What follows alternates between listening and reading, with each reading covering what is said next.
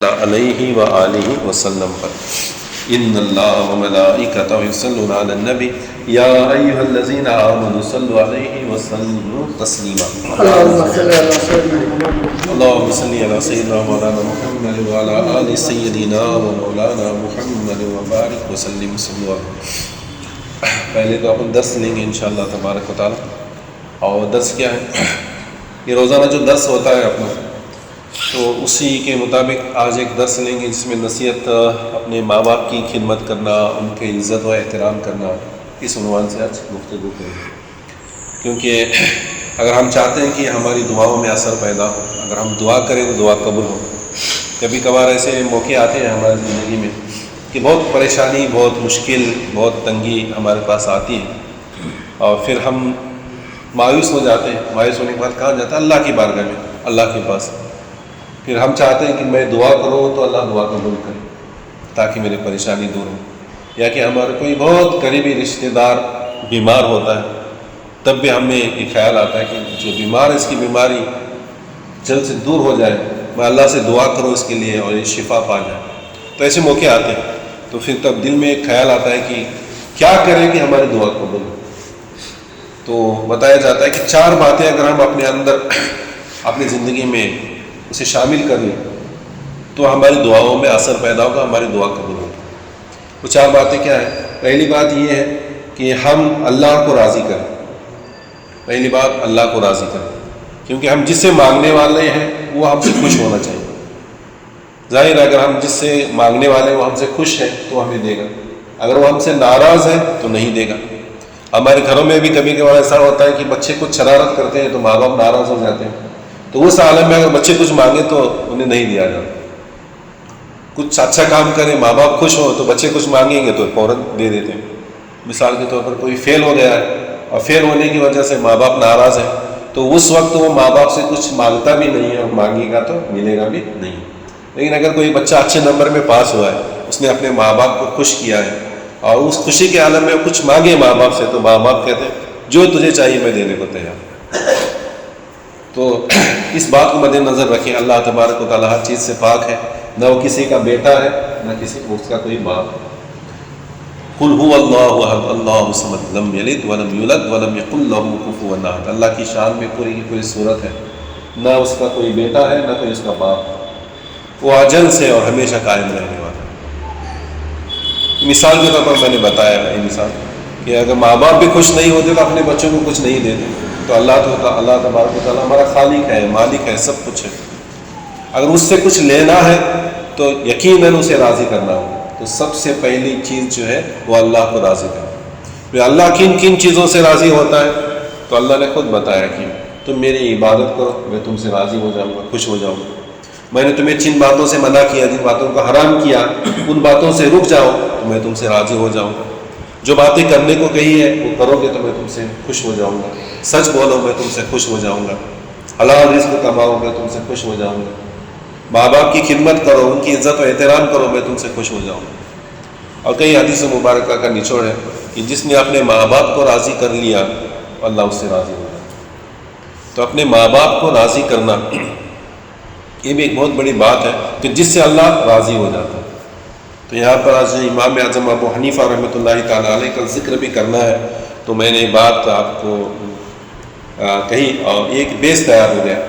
اور ہم یہاں پر سے جو امام اعظم ابو حنیفہ کی ایک بات سماعت فرمائیں گے، اور انشاءاللہ باقی کی 3 باتیں جن سے دعائیں قبول ہوتی ہیں ہم کل پرسوں اور روزانہ ایک بات سماعت فرماتے چلیں گے. آج کیا ہے؟ اللہ کو راضی کرنے کی بات میں نے آپ سے کہی کہ دعاؤں میں 4 باتیں اثر کرتی ہیں. ایک اللہ کو راضی کرنا. تو اللہ کو راضی کس چیز سے کیا جاتا ہے؟ میں نے ابھی بتایا کہ اللہ کی عبادت کرو، اللہ کی حمد و ثنا بیان کرو، اس کے بتائے ہوئے راستے پر چلو، قرآن مجید پر عمل کرو، اللہ کے حبیب نے جو بتایا اس پر عمل کرو، ماں باپ کی خدمت کرو، ماں باپ کو راضی کرو، اللہ راضی ہو جائے گا. تو امام اعظم ابو حنیفہ تو بہت بڑے عالم تھے، انہیں بھی معلوم تھا. تو اپنی ماں اور باپ کی بہت عزت کیا کرتے تھے، اور جو وہ آپ کو کہتے تھے اس بات پر عمل کرتے تھے. تو اس کا ایک واقعہ ہے کہ ان کی ماں اپنے ان کی مسجد میں، محلے میں ایک مسجد تھی، اس مسجد کے جو امام تھے ان امام پر انہیں بھروسہ تھا. یعنی دین کے کچھ مسئلے مسائل پوچھنے ہوتے تھے تو اپنے مسجد کے امام سے پوچھا کرتے تھے. اپنی گلی کی محلے کی جو عورتیں ہوتی ہیں وہ اپنے مسجد کے جو محلے کے امام ہوتے ہیں انہیں سے پوچھتی کہ کچھ دین کے بارے میں کچھ پوچھنا ہو کہ چاند دکھا کہ نہیں دکھا, کل عید ہے کہ نہیں ہے, روزے کب سے شروع ہوں گے, یہ کیا کرنا ہے, وہ کیا کرنا ہے, کچھ مسئلہ ہے دین کا تو اپنے مسجد کے محلے کے امام سے پوچھا جاتا ہے. تو وہ بھی اسی طرح کیا کرتے تھے, کیونکہ پہلے امام اعظم ابو حنیفہ تو تجارت کی طرف توجہ دی تھی انہوں نے, تو دین کی طرف نہیں تھے. تو معلوم تھا کہ میرا بیٹا تو دنیا داری کی پڑھائی کیا ہوا ہے اور کاروبار میں مہارت رکھتا ہے, لیکن امام کی طرح جو ہے اس کے اندر اتنی صلاحیت نہیں ہے, اتنا وہ ہوشیار نہیں ہے اپنے اشتہار. لیکن امام اعظم ابو حنیفہ نے جب دین کی طرف راغب ہوتا ایسا علم حاصل کیا کہ بڑے بڑے علماء کرام جو ہیں ان کے پاس آ کر مسئلے پوچھتے.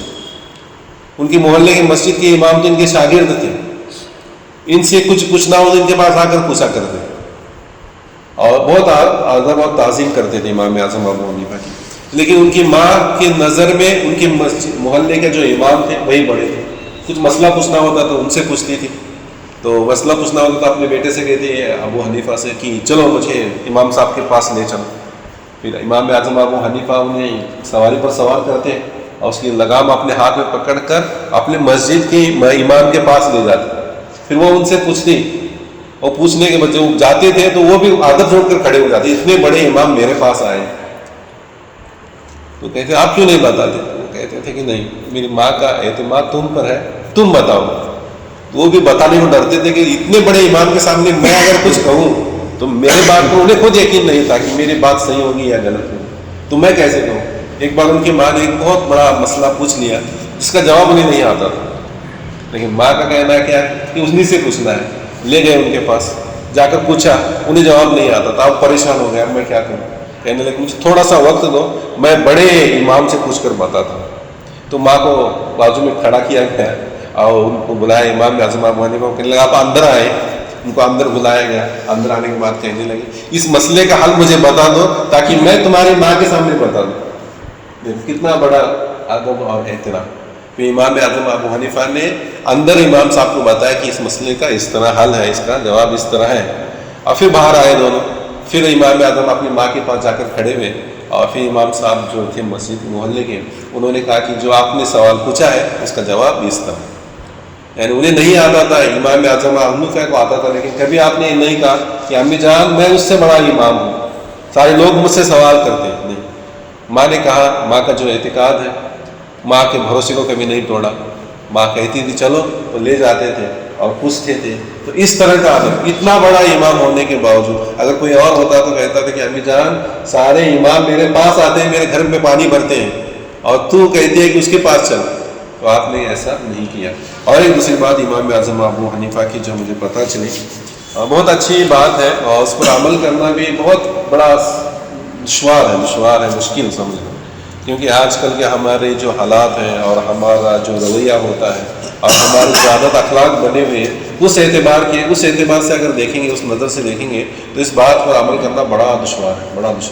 وہ بات کیا ہے کہ امام اعظم ابو حنیفہ رحمۃ اللہ تعالیٰ علیہ کبھی کسی کی برائی نہیں کرتے, کسی کی بھی برائی نہیں کرتے, کسی کی بھی برائی نہیں کرتے تھے. کبھی آپ نے کسی کی غیبت بھی نہیں کی, یعنی کسی کے بارے میں برا بولنا, اس کے پیچھے ہو یا اس کے سامنے ہو, ایسا آپ نے ساری زندگی میں کبھی نہیں کیا. اور ایک بار کا واقعہ ہے کہ آپ کے پڑوس میں ایک شخص رہتا تھا, وہ آپ سے حسد رکھتا تھا, بغض رکھتا تھا. تو آپ کو ہمیشہ کچھ نہ کچھ آپ کو برا بھلا کہتا تھا. آپ سنتے تھے, خاموش چلے جاتے تھے اور آپ کے پیچھے آپ کی برائی, غیبت بیان کیا کرتا تھا. تو ان کے شاگردوں نے کہا کہ وہ ہمیشہ آپ کے لیے برائی بیان کرتا ہے, تو آپ بھی اس کی برائی بیان کریں. تو ان کے محفل میں ایک دوسرے عالم تھے, وہ عالم کہنے لگے امام اعظم ابو حنیفہ ہے, وہ اماموں کے امام ہے, وہ کبھی ایسی غلطی نہیں کریں گے. کیونکہ اگر دوسروں کی غیبت کریں گے تو ایسا ہوگا جیسے اس کے گناہ خود مول لیں گے. جو کس کی غیبت کرتا ہے, مان لو کہ ابھی ہمارے باڑو صاحب ہیں, تو ان کی برائی میں بیان کروں, ان کی غیبت میں بیان کروں, تو اس سے ہوگا کیا, ظاہر دنیا میں چار لوگوں کے سامنے میں ان کی برائی بیان کی کہ ایسے ہیں ایسے ہیں, میرے چار دوست خوش ہوں گے, بات ہنسی مذاق میں ہوگی اور بات نکل جائے. جس سے نقصان کیا ہوگا کہ کل میدان محشر میں ان کی غیبت کرنے کی وجہ سے اللہ تبارک و تعالیٰ ان کے گناہوں کو میرے سر پر ڈال دے اور میری نیکیاں ان کو دے دے گا۔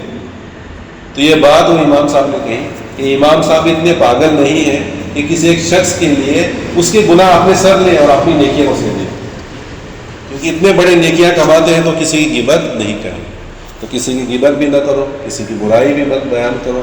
یہ امام اعظم ابو حنیفہ کی حیات مبارکہ سے ہمیں سبق ملتا ہے۔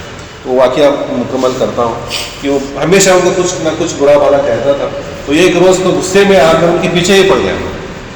آپ مسجد سے نکلے تو آپ کے پیچھے 4 لوگ دوست جمع کیے تھے اور دوستوں کو بتا رہا تھا یہ ایسا ہے ویسا ہے، تاکہ انہیں سنائی دے، انہیں غصہ آئے، غصہ آنے کے بعد ان سے لڑے الجھے اور جھگڑا ہو۔ یہ امام اعظم خاموشی سے سنتے چلے گئے، دھیرے دھیرے چلتے گئے، یہ پیچھے اپنے دوستوں کو کی برائی بیان کرتے کرتے کرتے گھر تک پہنچ گئے۔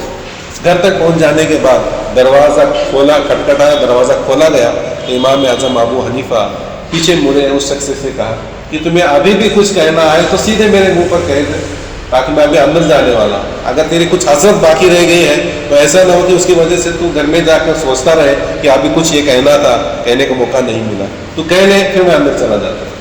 وہ شرمندہ ہو گیا، پھر وہاں سے چلا گیا، لیکن دوسرے روز آیا، اس نے معافی مانگی کہ آج سے میں ایسا کام ہرگز نہیں کروں۔ تو یہ امام اعظم ابو حنیفہ اور ان کے اچھے اخلاق تھے۔ تو اللہ تبارک و تعالیٰ کی بارگاہ میں دعا ہے کہ اللہ تبارک و تعالیٰ ہم سب کو بھی اسی طرح کرنے کی توفیق عطا فرمائے، اچھے اخلاق اپنانے کی توفیق عطا فرمائے۔ وما علینا الا البلاغ المبین وآخر